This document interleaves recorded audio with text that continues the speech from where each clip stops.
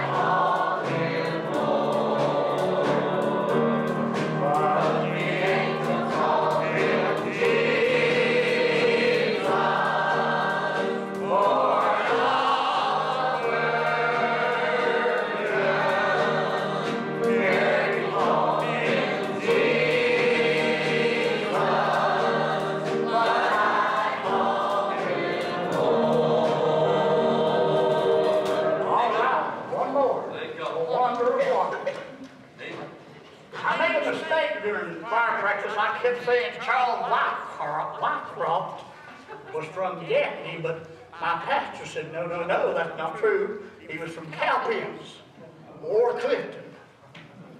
And if you want to narrow it down that much, I've only seen one sign to Clifton, so if I want to go to Clifton, I have to follow that sign. But he wrote this wonderful song, The Wonder of Wonders. I think you're going to enjoy it.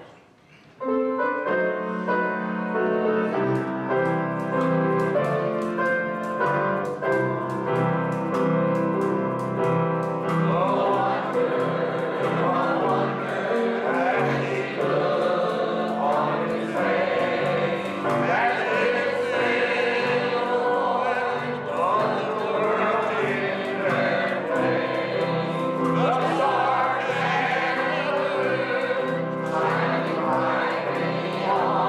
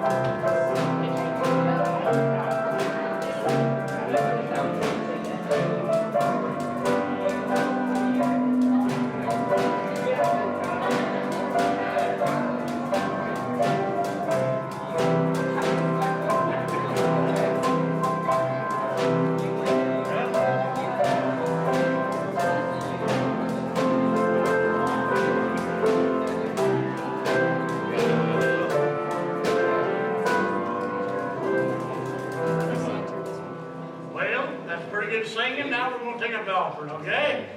Let's take up the offering. Let's give as God's given you. That's why I did so good in English, giving. Donnie, would you pray for us tonight? Thank you, Lord.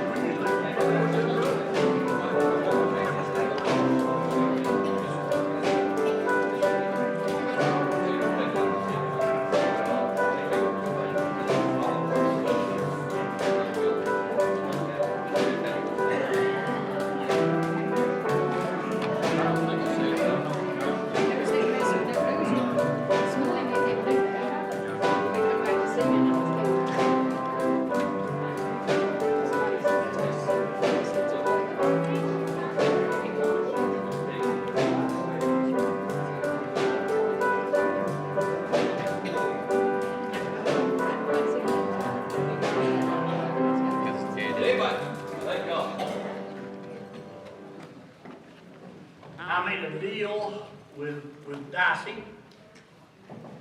I said, I want you to sing tonight, Dicey, because I enjoy hearing her sing. She has a particular scald on her singing that nobody else has got.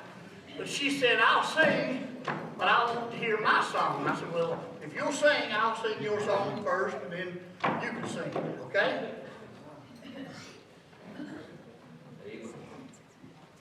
Test of 1, 2, 3.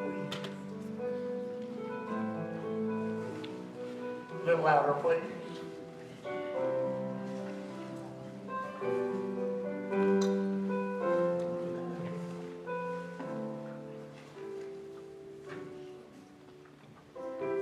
Somebody's praying. I can feel it. Somebody's praying for me. Mighty hands are guiding me to protect me from what I can't see. Lord, I believe. Lord, I believe. Somebody's praying for me.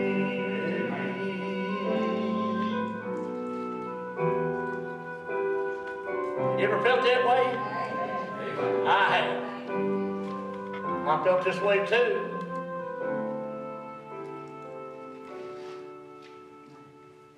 Angels are watching. I can feel it.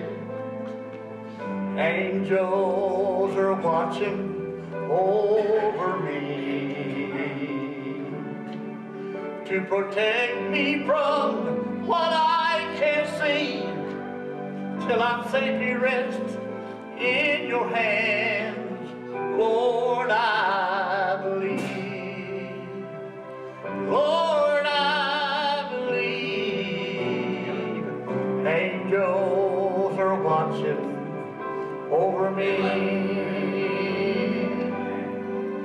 Well, I've walked through barren wilderness, my pillow a stone. I've been through the darkest caverns where no light has ever shone, till I went on, 'cause there was someone down on their knees. Lord, I thank you for those people praying all this time for me.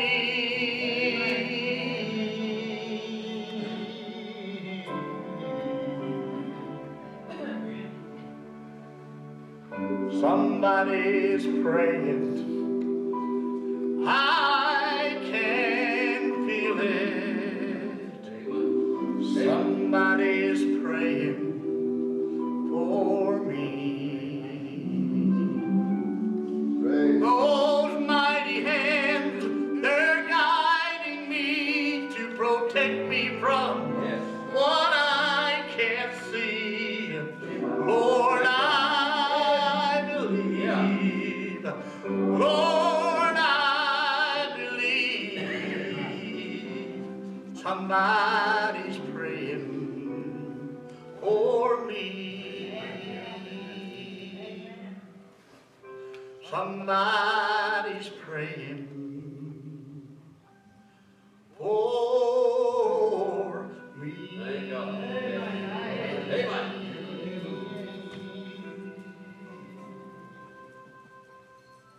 The righteous prayers of a perfect man availeth much. It pays to pray. Amen. Amen. Let me get Miss Daly up here. I gotta walk down here and help her up. She's not real good on steps, and I'm not real good on steps, so we'll both fall.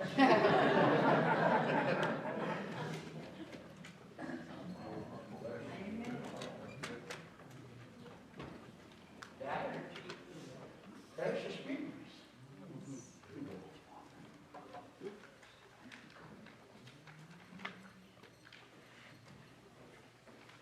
This song reminds me of my mother, my dad. Thank God that He lets us have memories. And you can just roll back the curtain and just see, I can just see them, my childhood. And I miss them. Nothing, I don't think nothing seems the same. You know, once your mother and your daddy has died, you feel like an orphan, especially when you have that special love, you know, from your parents. But sometimes I think, Lord, let me go back to the start. I want to start over. So good. It's awesome. Precious memories, unseen angels, singing from somewhere to my soul. How they linger ever near me, precious sacred season for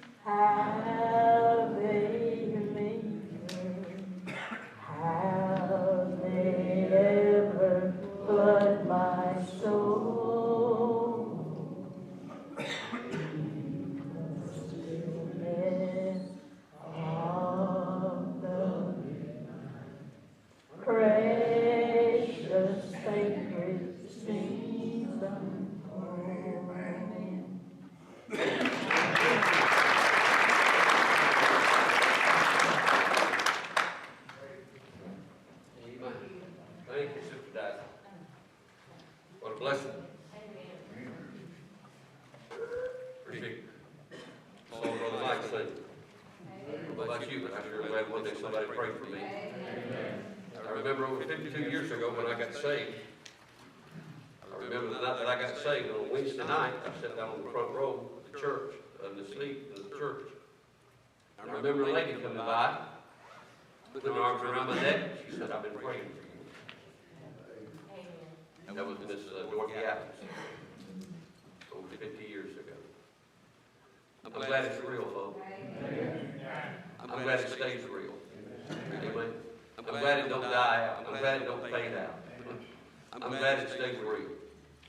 And I'm more happy today than I was the day I got saved. The songwriter said it was right when he said it gets sweeter as the days go by. Hallelujah.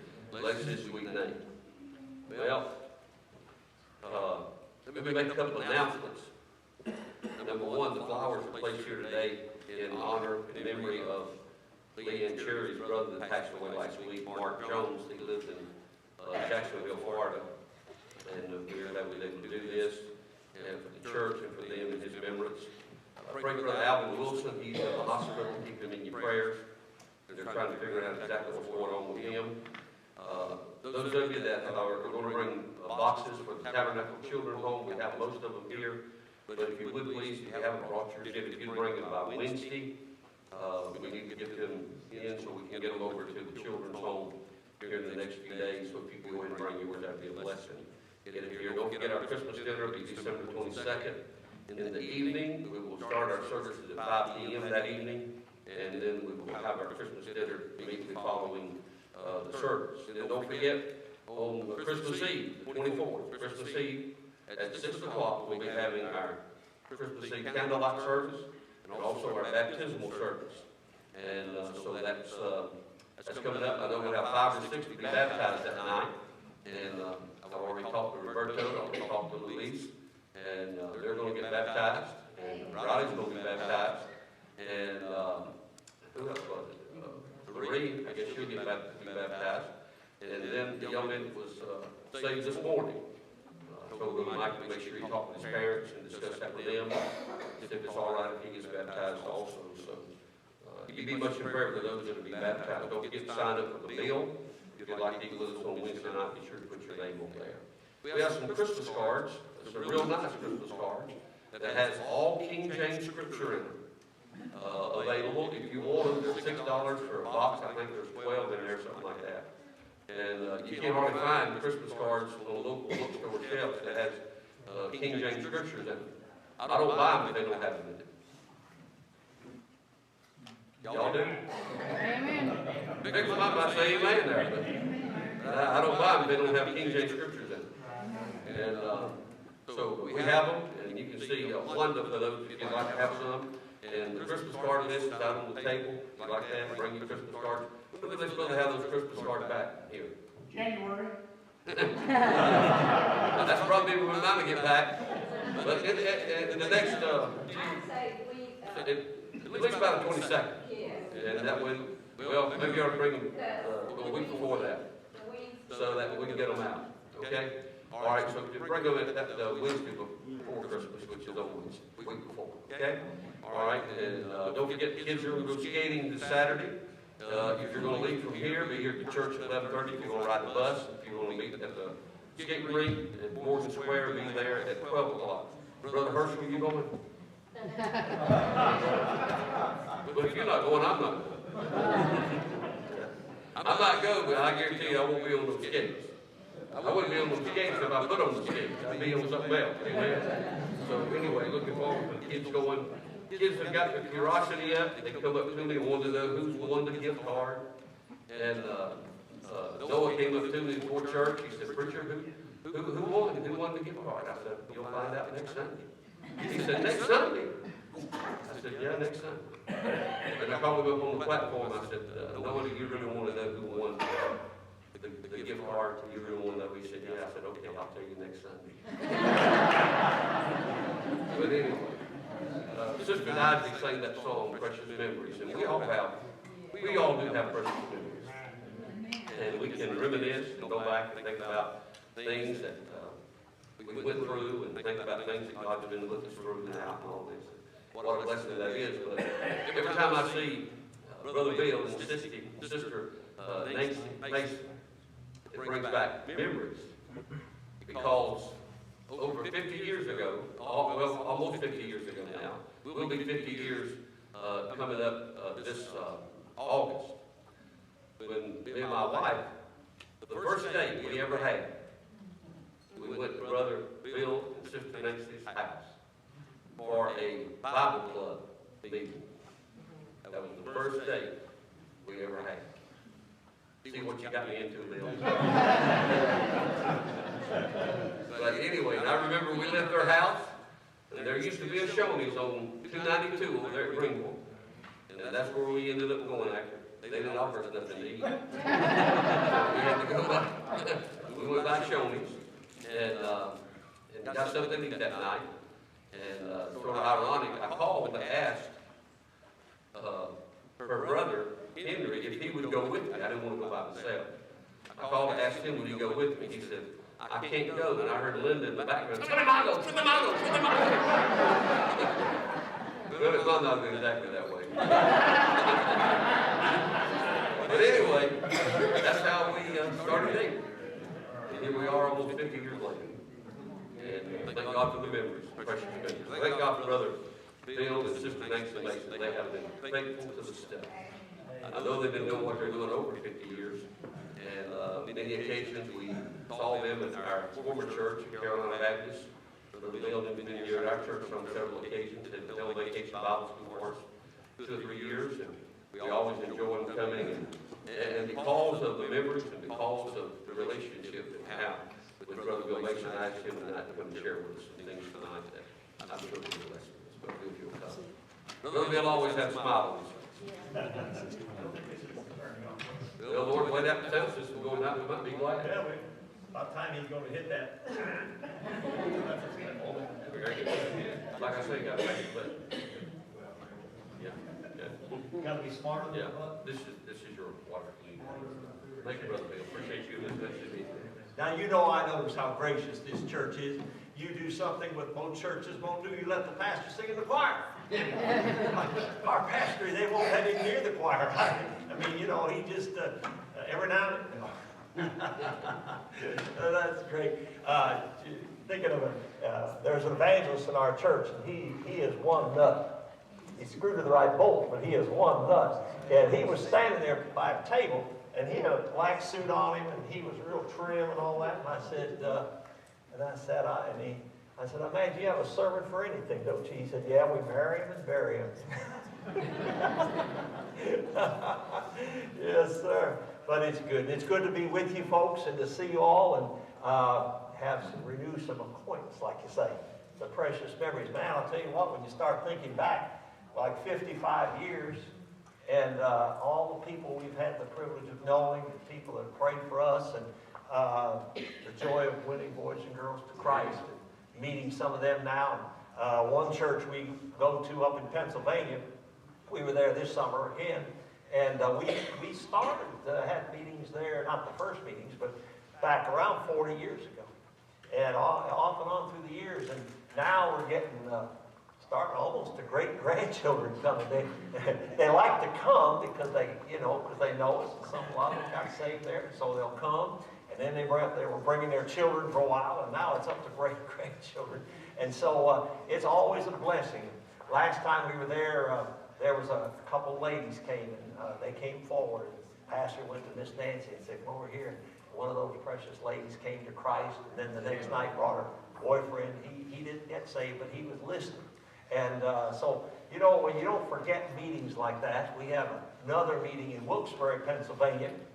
Now, Wilkes-Barre is a good town to be from if you need a church. The church we've been going to, they had a church that had been in the flood back in the 70s in Wilkes-Barre. It had just literally gone second floor, floating the piano in the auditorium. It was a rough situation. Well, they've been looking and looking. Now, listen to this. They found it's an old Lutheran church, big edifice with 400-seat auditorium in good shape, with a pipe organ, with 2 auditoriums beside, with rooms everywhere, $75,000. $75,000. Yeah, yeah, and but we were there, and they were in the more of the downtown area now, and we've had meetings there since the year 2000. What a blessing! These folks are so dear to us, and one of the girls, a young black girl, she got saved. I think she was part black and part Spanish is what she was, and she and her sister and brother had gotten saved early on. In fact, one of the first meetings, I think we were there. And they're back, and she was there working in the meetings and doing the job for the Lord. You know, that's very exciting to see that. And so, and then there was this one boy.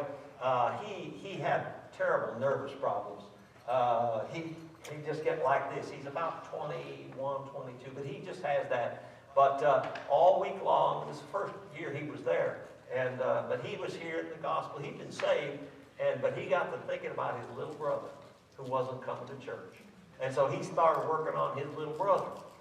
And on last night, his little brother came to church and sat there. And he was the big boy. The big brother was sitting in the back. And the little guy was up third row. And he didn't move out.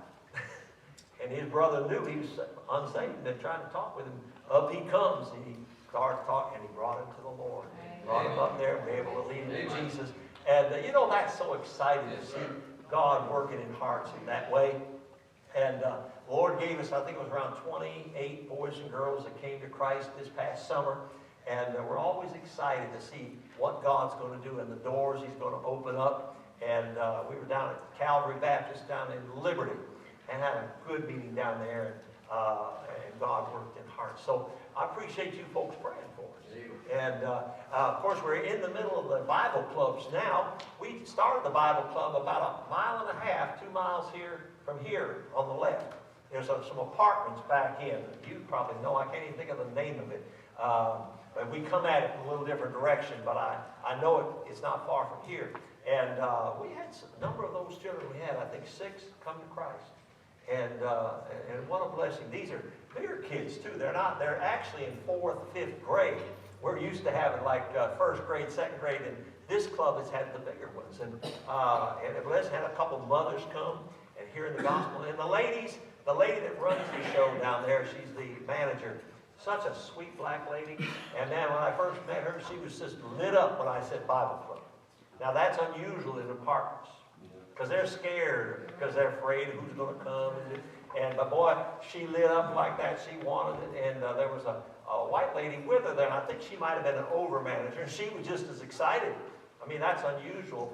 And so anyhow, we started out there. And well, she said, we're going to have it on Wednesday. And she said, now, what time is that going to end? And I said, well, we're going to end from 3:30 to 4:30. She said, well, good, because she said, I go to prayer meeting at night. Amen. Amen. So we hit a right one, and she's been a real help to us.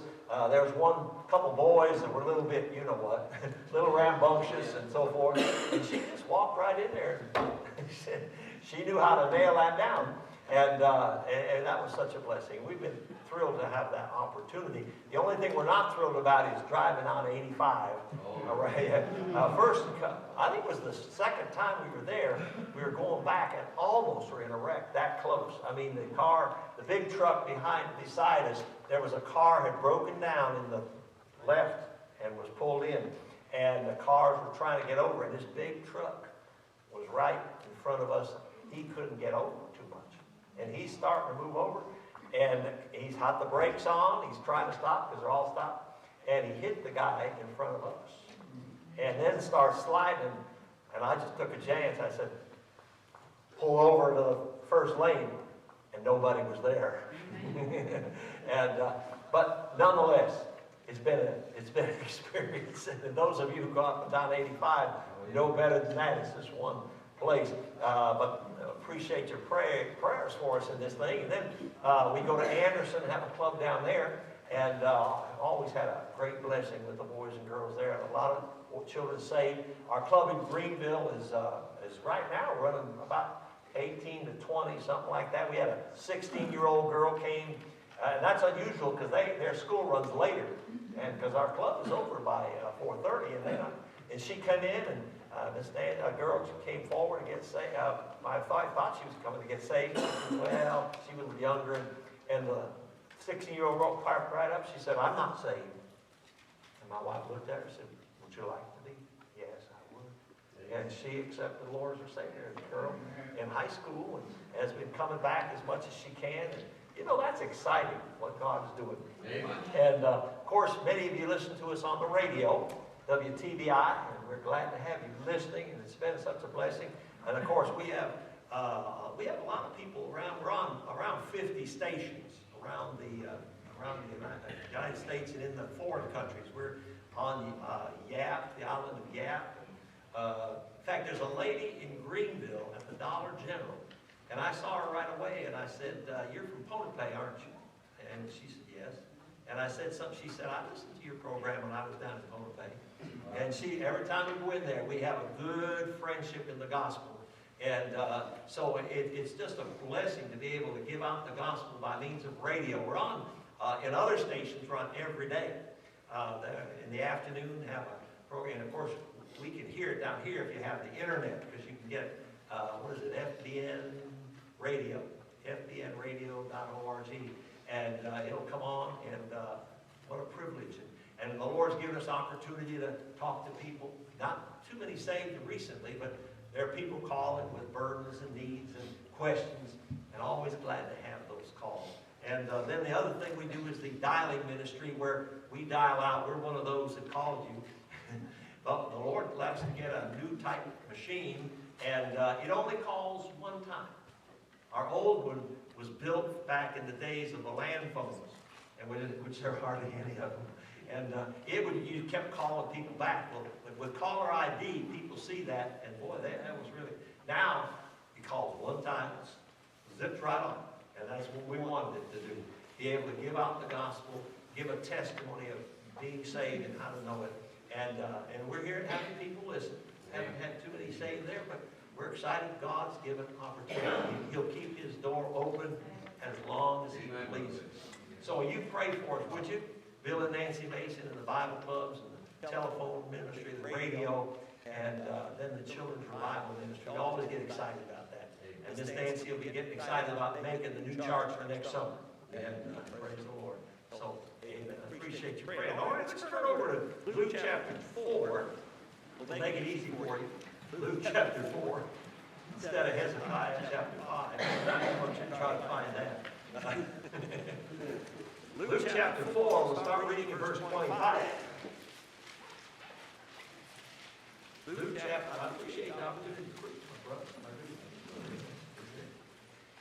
But I tell you of a truth, many widows were in Israel in the days of Elias, when the heavens shut up 3 years and 6 months, when great famine was brought all the land. But unto none of them was Elias sent, save unto Zarephath, a city of Zidon, unto a woman that was a widow. And many lepers were in Israel in the time of Eliseus the prophet, and none of them was cleansed, saving Naaman the Syrian. And all they in the synagogue, when they heard these things, were filled with wrath, and rose up and thrust him out of the city, and led him into the brow of the hill, whereon their city was built, that they might cast him down headlong. But he, passing through the midst of them, went his way. Let's pray. Father, we thank you for the privilege of being here tonight. We thank you, Lord, for you dear folks, dear friends. We thank you, Father, for all the Holy Spirit of the church. And Lord, the fact that we're looking forward for celebrating your coming to this earth. Now we pray you bless the pastor, your wife, all the church people here. Lord, there are probably some sick ones who would love to be here. Would you meet their needs in a wonderful way? And Lord, help us all to be worshiping you and seeking souls to be saved. Help, Lord, to may your word go forth and comfort and courage, rebuke as necessary. In Jesus' name. Amen. Now we're going to have a little quiz here, folks. I don't want anybody peeking at the Bible where we're at there.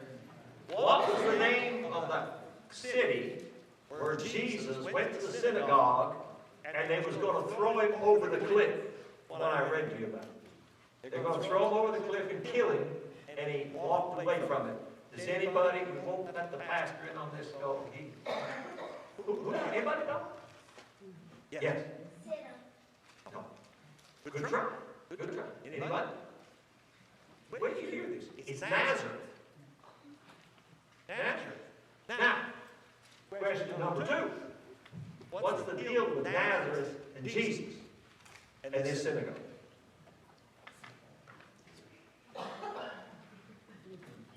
Huh? You're whispering, but you're afraid to answer. He grew up there. You suppose he'd ever been in that synagogue? Every Saturday. Every Saturday. You ever go back to the church where you grew up? Yeah. I grew up in a church about 30. I was related to 25 of them. And they didn't do much gospel preaching. They didn't have a pastor. It was a congregational church up north, Yankee type church, and they really didn't have to afford a pastor. They had a building and all that. One time they had a pastor, but not when I came along. Anyhow, I wouldn't say that I never remember hearing the gospel, though I think there were some people who did, and I just it was zipped over my head. But I got saved, and then went along after I got saved through the Youth for Christ. I went on to Bob Jones. And so I come back. Now, I'm a totally different kid than I was there. And I was one of them. Now I'm this crazy guy who's preaching how to be saved and all this. But guess what? I was there born. When I walked in, hey, Dilly! They weren't mad at me. Do you know they even had me preach? And when I preached the salvation message, they didn't get mad at me. They didn't get up and say, "We never let you preach here anymore." I was their boy. They loved me. That's what makes it strange, doesn't it? I mean, Jesus had been with them. He grew up. Hey, Jesus, good to see you, man. Good to have you back. Been hearing about what you're doing. Thanks for coming. I mean, you'd think, old home folks. And then he preaches his message. He doesn't even get to finish it. And they start, why don't you do some miracles here? And Jesus makes a few statements, and they start to get them. You know why?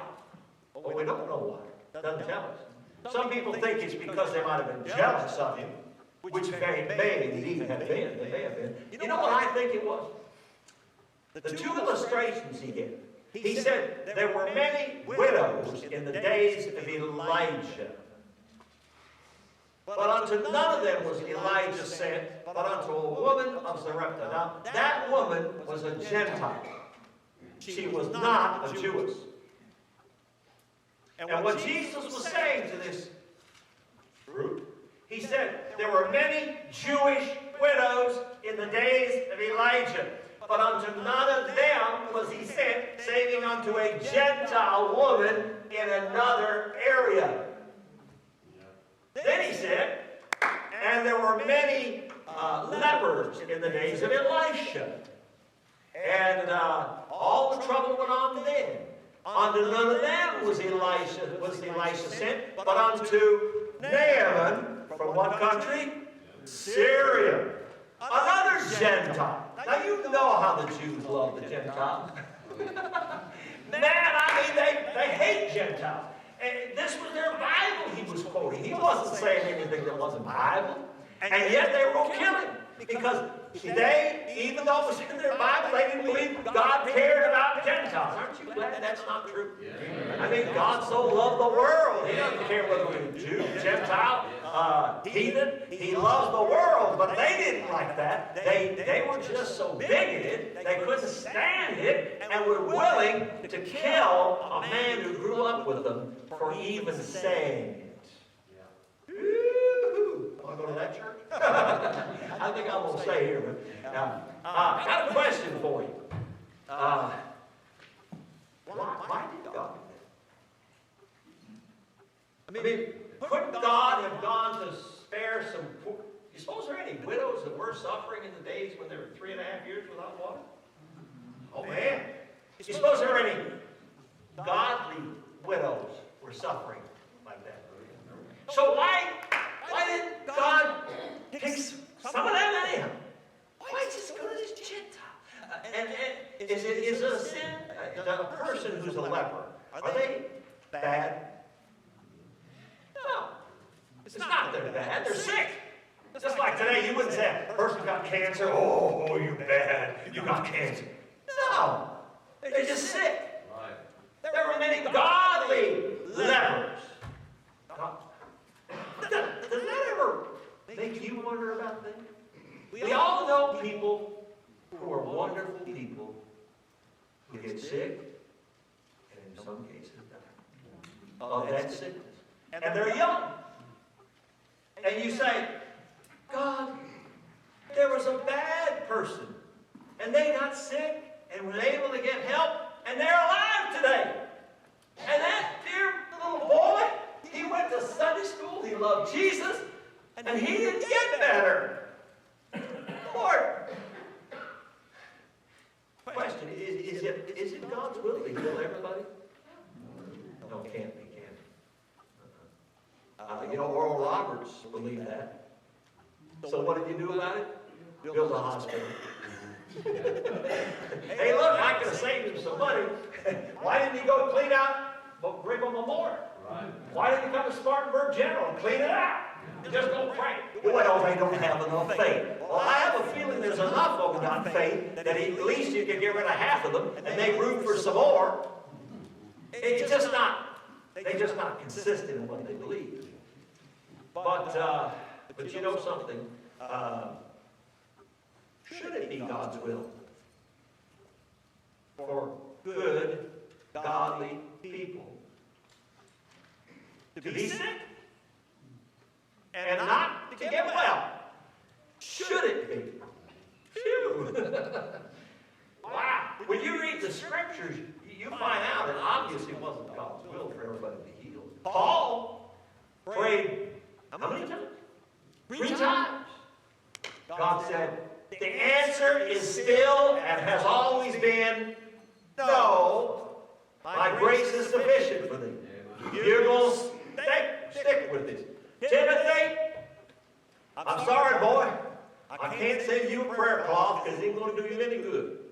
But take some medicine. That's what he said. Take a little wine, which is medicine. They put alcohol in medicine. He said, take a little for your stomach's sake. Why didn't he heal it? You see what I mean? There are people sick and dying and all this kind of stuff. Good people. And I know the Pentecostals get frustrated, but even we do sometimes. Some of you have known someone, small child, precious little child, and they died. And some of us have said, Lord, I don't understand. I just don't. There are some good friends of ours, they still are, of course, and this girl she was going to get top honors at Bob Jones Academy. She was top girl, graduated. About a couple months before her graduation, her mom got sick, and something died of. She died on the morning the girl was going to graduate. I'll tell you what, that makes you wonder, doesn't it? But you know something, folks? Sickness has a purpose in our world. We don't often think about that. We say, shouldn't be, but no, sickness has a purpose in this world. Now, in the Garden of Eden, there was no need for sickness. It was perfect. It was perfect. There was no sin. When sin came, sickness had a purpose. There have been some awful bad people come to God because of sickness. I mean, we just quoted about one of them, General Naaman. Well, that boy had a temper. You remember that? He went to see Elisha. When Elisha wouldn't come out, woo, he turned away. I'm not going to go in that Jordan River. I wouldn't do it. And it took his servants to humble him a little bit and said, if the man of God would ask you to do something hard, would you have done it? Yeah. Well, get down in the water, my friend. And he did. The Lord's nigh to them that have a broken heart. Save as such as be of a contrite spirit. There was a little boy named Mephibosheth. Remember him? Mephibosheth had everything going for him when he was 4 years old. granddaddy was the king of all Israel, King Saul. His daddy, Jonathan, what a man. I mean, not only was heir to the throne, but a mighty man of God and prayer and a good friend of David. And then the Bible says a maid was running with him for fear because the war was going bad, and she tripped and fell, and the little guy was crippled on his legs. Crippled. And they took him to Lodebar, and when David called him, he said, "What do you want with a dead dog like me?" You know something? God resisted the proud, but giveth grace to the humble. And you know something? How many people with a great temper, but God brought them to their knees with sickness, with a sickness of a child, and suddenly they came and said, "God, you were right, I was wrong. My heart, I need you." And they got saved. And so God changed their lives. And that's what the Bible says. And so God has a purpose even for saints getting sick. We're going to see that as we keep on here. We're not through yet. The sermon's not over. There's plenty of things that God does, and it's beyond just saving them. I mean, God does wonderful things for them. You know something? Let's see, well, I wrote something down here so I wouldn't forget. Oh, I tell you what. God is glorified when handicapped children and adults serve Him. You know what? There have been some wonderful, precious handicapped people went out and just gave out tracts with just a little bit of this, and I mean, people get their hearts touched. God's glorified in that. God's glorified. You know, there was a man. You remember Don Jennings, evangelist Don Jennings? He became the head of Tennessee Temple College before it ended up going out. But anyhow, Don Jennings, if you met him on the street, he stuttered. He's like that. Get him in the pulpit. He didn't stutter or drop. I don't know. I mean, that guy was powerful.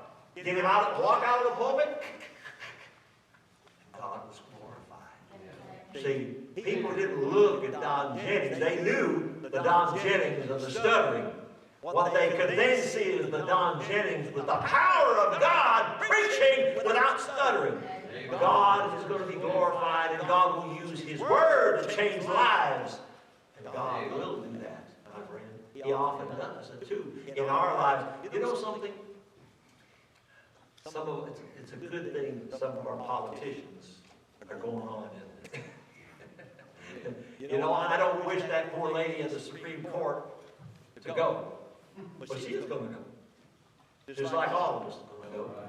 You know, like I said, the sin cursed earth. If God allowed wicked people to continue on for hundreds of years, I mean, you can't imagine, can you? We're seeing a lot of it now. In just the 50, 60, 80 years that they got. And God mercifully stops some people.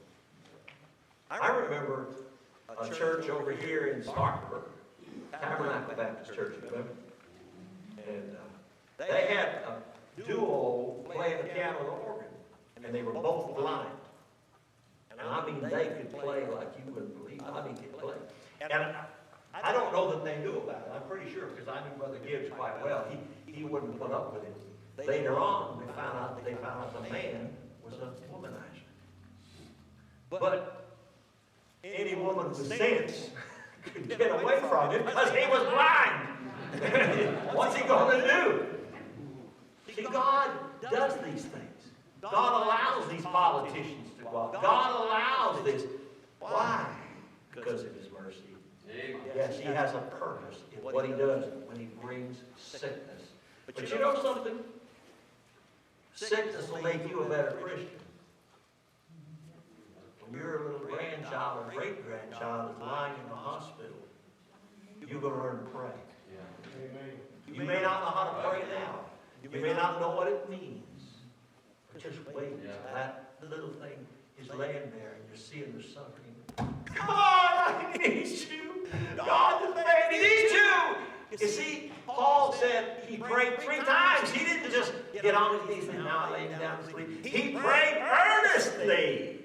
It made him a better prayer warrior because it'll do that to him. But let me tell you something else. This is one of the amazing things.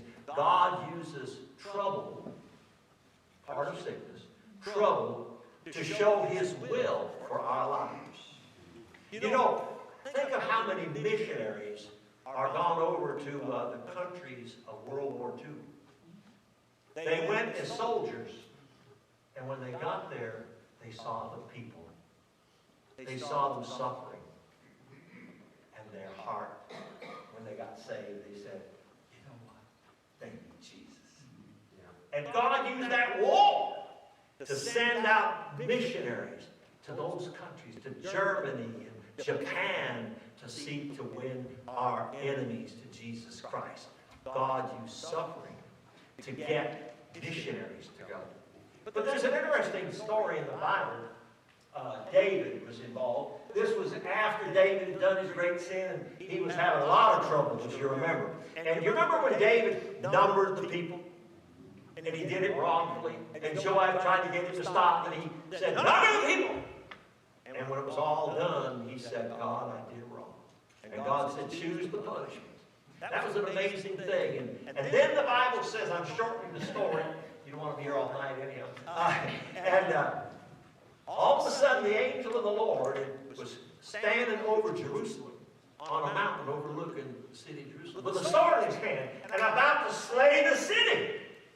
And God said to the angel, hold it right there. And the angel stood there like that. And the Lord came to David and said, David, that angel's up there waiting to destroy the city. And if you want to stop it, get up there and have a sacrifice on that land up there. He said, Lord, that's not my land. I'm making this up part because he didn't say anything, but that wasn't his land. He said, that belongs to a friend of mine up there. See, that land up there was Mount Moriah, where Abraham and offered Isaac. And David wanted that land. But you got a good friend up there. He's not a Jew, but he's a good friend. You don't go kill him and take his land. He said, but the Lord said, you go up there and make that sacrifice, or that angel's going to take it. So he went up there. And it was the most interesting scene when he got up there. There was that angel with the sword, looking fierce. Over here was his friend, hiding with his sons. They were scared. They were like this. And they could see the angel. God let that angel be seen, and that sword and everything. And so David comes to his friend and he says, friend, hi David. Friend, I need to offer a sacrifice up here to my God. Does it have something to do with that guy out there with the sword? Yeah. Okay, good. Tell you what, I'll help you. I'll give you anything you need for the sacrifice. I'll give you the altar. I'll do anything. He said, no, you don't understand. I've got to do it all. Not only that, I have to own this land. There it goes. He said, I've got to own this land. So he said, you mean, if you buy this land, and I let you have the sacrifice here, you mean that guy with the swords is going to go away? Yeah. Sold! Sold. You can have it. Take it. And David got the land. And you know what they built on that land? Stepping on this thing here, and I don't want to break it. That's where the temple was built. God used David's fault and failure to build the place, to build the temple. God did something. You see, God used trouble, suffering, trials to perfect His will and be glorified. There's another thing about a woman by the name of Fanny Crosby. Remember Fanny Crosby? And Fanny Crosby, of course, was blind. And when she was a little girl, she wasn't born blind, and she was so burdened, she prayed, and God wouldn't heal her. And then one day, she started writing hymns. Blind girl, she got saved, and then started writing hymns. And let me tell you what, she wrote the most magnificent hymns. And I would guess, if Fanny Crosby was sighted, because she was a brilliant woman, I would guess you wouldn't have had many hymns out of Fanny Crosby. But she had plenty of time to think of it. Why? And she wrote those beautiful hymns to bring people to the Lord. Wow. And there was a guy named Bill Rice III. Bill Rice III, a senior. Bill Rice was the brother of John Rice. And he was an evangelist like John Rice was. And anyhow, Bill Rice had a daughter who was deaf. And he was so burdened for her, and Dr. Bill didn't want her to be deaf. He felt badly for her. You know what we're talking about. They went to doctors all over the world, and would you heal my... And they couldn't. So the little girl was deaf, and he's going around. And then she got old enough to go to camp. And so Dr. Bill called a couple of camps, and they said, we're not fixed for people who are deaf. We don't know what to do. We can't do it. And he went everywhere. He said, my little girl needs a camp. He said, oh, let's God, I'll start one. He did. The Bill Rice Ranch. And it was started for deaf people. And the great Bill Rice Ranch missions to the deaf is now going on. Along with the camp. Mexico City is where the most deaf people are per capita. And there is the Bill Rice Ranch Deaf Ministry down there. Would Dr. Bill have taken time off to start a deaf camp if his prayer had been answered? But his prayer wasn't answered, was it? It was answered. No! The church we go to in Greenville, it didn't start this way, but Dr. John Vaughn was just a young man and came to the church, and all of a sudden, his little girl, 3 years old, brought a can of gas into the kitchen and spilled it. And the mother, forgetting the oven was on, started mopping it up. And the fumes went under that. The kitchen was on fire. And they were both burned. The girl, 95% of her body was burned. Of course, they got her out, rushed her to the hospital. She lived. She's alive today. And then, just I'm shortening the story, when she came to college, school, for school age, 5, 6 years old, there was no Christian school would take her. Dr. Vaughn said, nobody's going to take my little girl. We can't do it. We're not ready. He started a Christian school, Hidden Treasure Christian School, for handicapped. So his little girl could go to school. And people come from all over to put their children in a Christian handicapped school. Listen, my friend, God may show you His purpose in your life. There was a lady I knew a long time ago, and she was a wonderful soul winner. And then her daughter, getting on, she was approaching 20 years of age, and she got this disease, and it was bad, and started going to the doctor, and they said she's not going to live very long with it. And she started talking to the people in the waiting room, mothers, and she got so burdened, and before long, she started writing pamphlets to how to work with people like that. Her daughter did pass, but the mama had a ministry. And that ministry went on as long as that mother lived. Yes, listen, friend, God gets glory from sickness. He'll show you His purposes. He'll make you a better Christian. But may I say to you, it can also go the other way. How many people have gotten bitter because God did not answer their prayer? And usually, it's not the person who has the sickness who loses the blessing.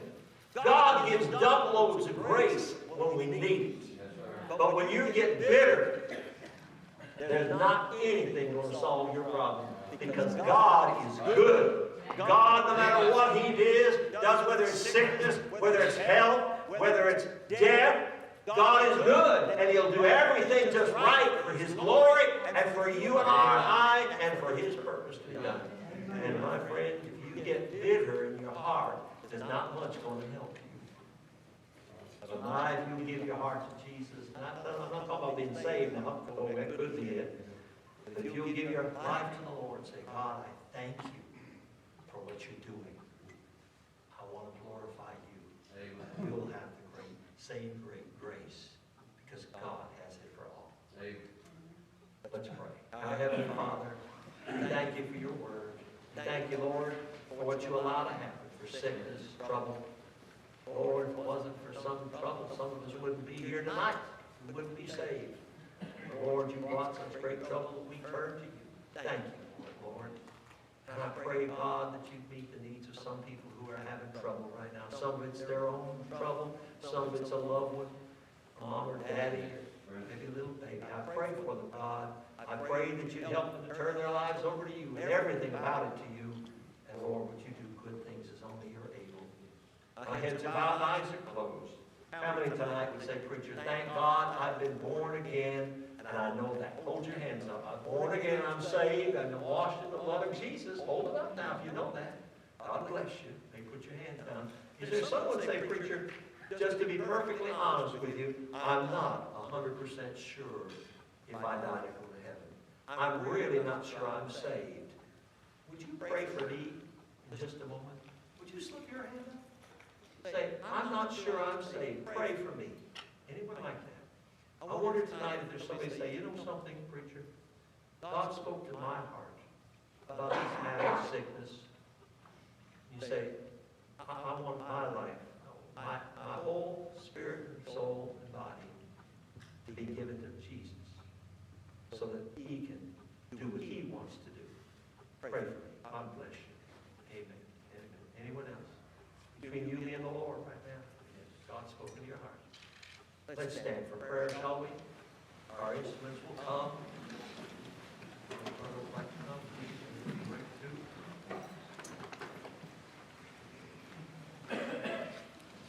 We just have our heads bowed. Why don't you stop playing like this as I am without one? If there's a need in your heart tonight, I invite you to come. Pastor's here. Be glad to pray. Right? There's an altar here. There's plenty of places to pray in this church. You can sit right down there and talk to God about it. Or you can slip out into a little room in the back. But if you need someone to pray with you, Pastor would love to either pray with you or get someone to do it. Would you come tonight? Your need, you have a need like that. If you're not sure you're saved, you come and be saved. They'd love to help you. Anyone slip on out? Anyone you come.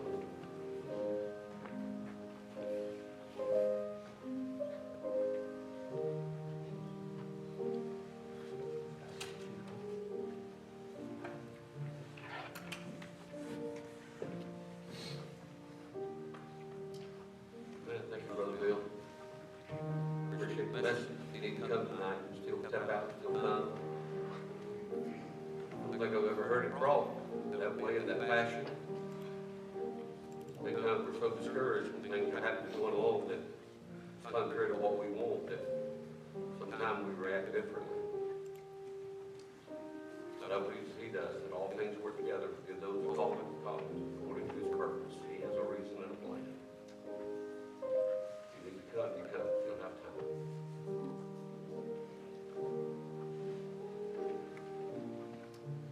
Well, I appreciate you being here tonight. I appreciate you. Hello, Bill, Sister Nancy, dropping by. Appreciate your good message. And I failed to mention this before the service, I meant to do this, but this morning, this Sarah's parents were on the way to church, on the way here for church, and they had an automobile accident. And they hit on collision, but I think they're okay, right, Miss Sarah? Are they in the hospital or anything? They were going to release him, No. but. So they didn't have to stay at the hospital. Well, praise the Lord for that. So, you see, even when you're doing right, things happen.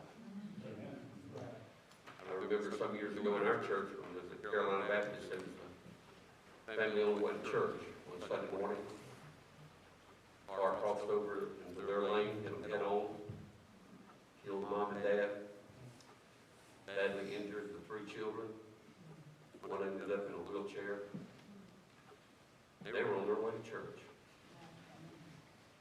Sometimes we don't understand. And sometimes it's hard to explain. We can't explain it. God has a plan and a purpose. And Brother Bill said, and I've told people this, and I know it sometimes don't seem like enough, but I've told people time and time again, you know, you just got to trust God and let God get glory out of it. So let's pray for Sister Sarah's parents sorry that they weren't able to get here this morning, and we certainly be praying for them. Pray they won't have any long-term after effects from the accident. Thank all of you for coming. Be sure to make Brother Bill next to welcome, and let him know you're glad to see him. And don't forget Wednesday night, be back for our Wednesday night prayer meeting, starts at 7 o'clock. If you want to eat with us before the service, be here at 5, between 5 and 6. And we'll have food, fellowship, a good time, then we'll have church. Amen. Don't forget the announcements. Don't forget everything that's coming up. Don't forget, please try to have your boxes in the tabernacle here by Wednesday if you can. It'll be a real blessing. Okay? All right, our heads will be dismissed in a word of prayer. And that's God's blessing. Brother Ronnie Allen, would you pray for us?